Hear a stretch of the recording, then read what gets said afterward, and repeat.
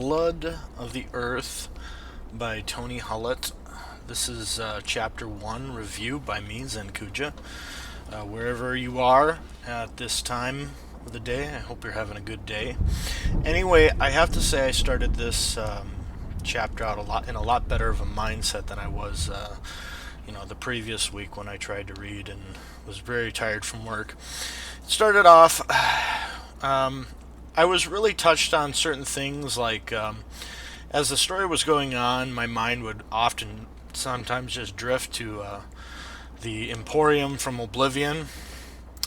From the dwarves that were going around Mustafar's shop, I would sometimes think about the hobbits from the cartoon Lord of the Rings.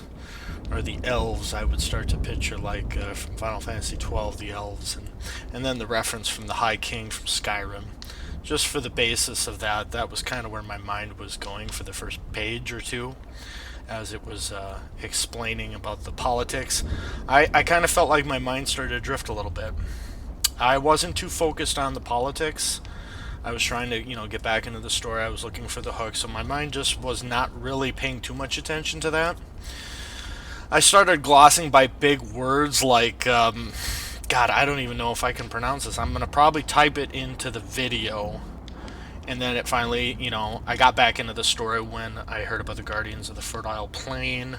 Started reading about their backstory, about the dragon and everything. And my first reaction when I came across the name Bob was I thought of Catman Bob, of course. And it almost looked like there was a point in the story where it seemed like you were making fun of the fact that there were some words that were just too hard to pronounce. Like I said, there's another one. I'm not even going to try to pronounce it, but I'm going to type it in there.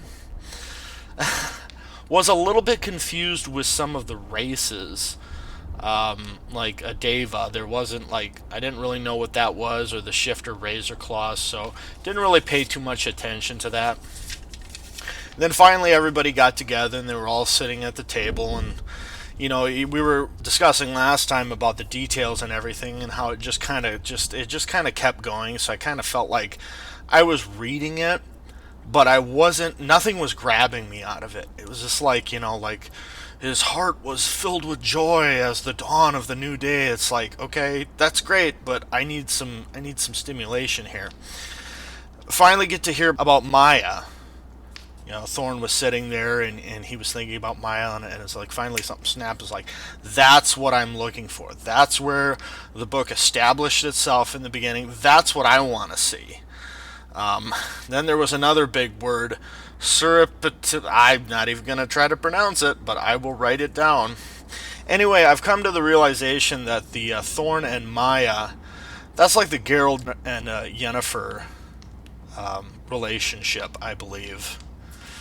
I think that is a very well established thing so far, and as well as Mustafa. So I feel like those guys are really established right now. Everybody else is like, you got faces, but it's just like there's just nothing there to grab onto. Not yet. This is only chapter 1. Anyway, I really started getting into the part with Shadow when he got a picture of, what is it? That bounty letter of Anarchy from Lynn. I thought that was really good. I felt like there was a connection there, so I was starting to get back into that. I loved his reaction to the bounty letter, about how Anarchy killed his sister and everything. Anyway, it finally ended up, he called everybody there for an escort quest. I kind of was expecting more. I'm going to tell you just plain out straight, I was expecting more. All in all, it wasn't half that bad. There were some parts, though, that I would think, maybe I hope to see more drawings from you, because I know you're very good at drawing, and would like to have seen maybe some of that, when you were just, describing the areas and the places. That's more of a recommendation, but I think that's good for now. I'll call chapter 1 in the bag, so thank you very much for watching, and I will see